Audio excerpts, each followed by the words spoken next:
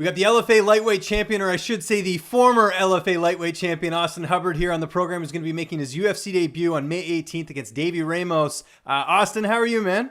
I'm great, man. How are you doing? I'm doing awesome. It's good to catch up with you. Congratulations right off the bat on getting the UFC contract.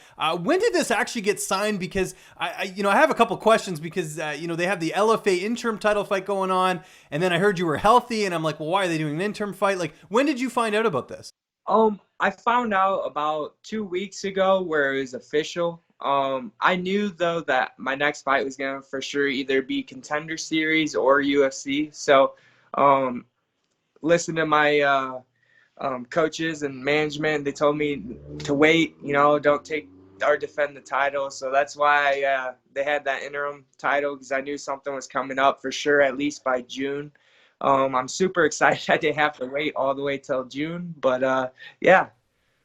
You're ready to go, as they say. Oh, That's yeah. awesome. Because what happened was I was interviewing Curtis Blades, and I was like, "Oh, how's everything going with training?" And we somehow your name came up, and I was like, "Oh, Austin must be injured. They're doing an interim title fight." And he's like, "No, Austin's here, healthy." And I was like, "Oh, okay, I get it."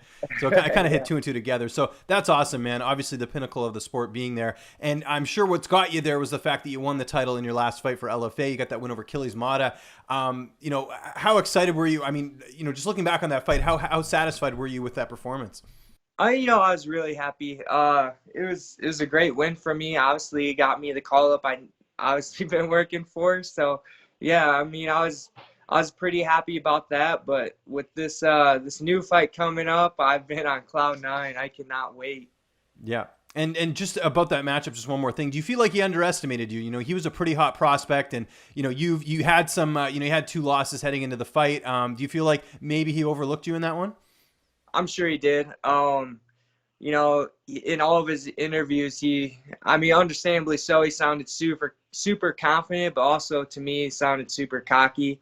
He must have thought he was just gonna run right over me. It's kind of funny because someone on his team actually was like, "Oh, your hands are a lot better than we thought. We thought you were just a wrestler." But at this level, you gotta have it all. So it's his problem, my gain, I guess. Let's talk about Davi Ramos, 9-2. How do you feel like you match up against him here? He's a very skilled ground guy. Obviously, winning world title and that, and I think it's a pretty decent matchup, though. I have a wrestling background, so I think with that wrestling background, I'll be able to keep the fight where I want it, and that's obviously on the feet. I think it'll be a fun matchup because, like I said, I'm not trying to mess around too much on the ground with them. So I plan on keeping it standing, which I think will be a great show for all the fans. Do you have to work more submission defense in this camp because of him, or are you just worrying about what you can bring to the table? It's kind of funny. The past couple months, we've been working what we call grappling boxing or anti-jiu-jitsu, so a lot of shutdown spots, in which I think is going to be very important in this fight. He's a high-level black belt.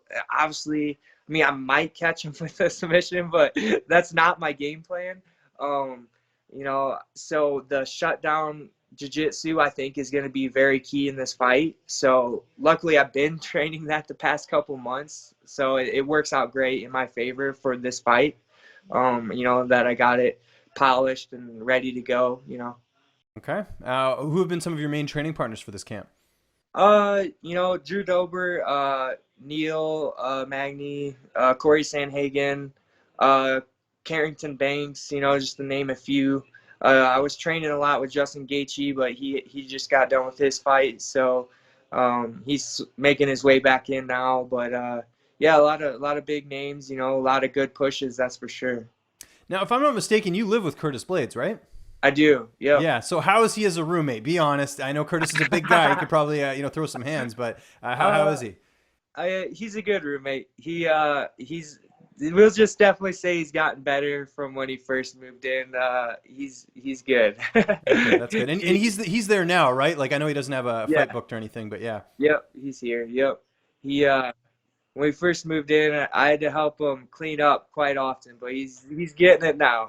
He's improved. Okay, that's good. Now I know he's big into the N64 games right now. Has that hit you as well? Oh yeah, we play Mario Kart quite a bit. Him and a few other teammates. Well, I And hear Carrington Banks is the best at Mario Kart. That's the he rumor. is, man. He's a hard one to beat in Mario Kart for sure. Now, does he do any of those cheats? You know, there's like glitches in the game, like you can like No, skip a man, he's level. just straight up good. Okay, that's Yeah. interesting to hear. How's the weight cut going ahead of this fight? Oh, it's been great. Like I said, after that last fight, I knew I was gonna get called up, so I was trying to stay on the lighter side. You know, I've been leaving in the higher 60s, which is really great. You know, for 5 weeks out, I feel like I'm ahead of schedule. Um, Usually I weigh a lot more than this, and I was actually really surprised that, like I said, I knew I was gonna get called up, but I thought I'd have maybe a week or two, you know, to the fight. I actually had 7 weeks, so gives me more time to really like prepare. And it's kind of funny when I got the fight news, I was actually able to like take a week and kind of eat whatever I want, you know, kind of decompress a little bit, you know, relax a little bit, and then, you know, hit it hard again and get ready. But it was nice. Who's going to be in your corner for this fight? Vinny Lopez, Cody Donovan, and actually Curtis Oh, Lawson. excellent. That's Yep. good. How do you see this fight playing out on the 18th? Are we going to see another finish? Man, I'm always gunning for the finish, so I'm definitely gonna be trying. You know, I think first round will be a barn burner. You know, he's gonna be. You know, I'm gonna guess try getting it to the floor. Hopefully, me stuffing it, and I been working some things that I think could catch him and hopefully put him out. So we'll see though how it all plays out. And I imagine the plan is, I know you're a newbie in the UFC, but you want to keep as active as possible, assuming Yes, you come sir. out of this unscathed. Yeah, yeah. If I come out of this unscathed and, you know, maybe get a quick finish and whatnot, I would love to fight on the Chicago card. I know it's a quick turnaround, but that's 2 hours from my hometown of Sterling, Illinois. So that'd be awesome to get on that and really put on for the hometown. Okay, that's good. Now that you're in the UFC, you know the opportunities definitely open up for your brand and everything. We've seen a lot of MMA fighters go to pro wrestling. Are you a guy that pays attention to pro wrestling at all, or is that not even on your radar? Nah, I don't really watch it. Honestly, I'm just not that much of a showboating type of person. I don't think I could talk like that to even if they're paying me a lot to. So, you Did you know, ever watch it growing up though? I watched it a little bit. I wouldn't say I was a diehard fan or anything. If it was on, you know, nothing better to watch, I'd watch it. But you know, it's funny. I was always into watching because when I was growing up, the first UFCs were coming out and like boxing and things like that. So we always watched that more than anything else, you know. So. Interesting. What about as far as downtime? We talked a little bit about video games. Is that pretty much it, or is there anything else you're getting up to? Watching any movies or TV series or anything? Yeah, whenever Netflix comes out some series, I'll watch that. We've been watching it's called Black Summer on Netflix. That came out. It's a zombie one. It was really good. What else? Game of Thrones just started again, so you got to be You're all excited into the Game about of that. Thrones, then? Yeah, you're one of Yeah, the. Yeah. yeah. It Okay. was pretty good. We Cool. also been watching Into the Badlands a lot. That's pretty badass. Okay, good stuff, man. Well, Austin, again, congratulations. It's going to be good to see you in the UFC cage coming up here May 18th. It is UFC Rochester. Just remind people where they can find you on social media, and if you have any sponsors or shoutouts, the floor is yours. Yeah, you can find me on my social media at Austin Hub with two B's 155, and that's for Instagram and Twitter.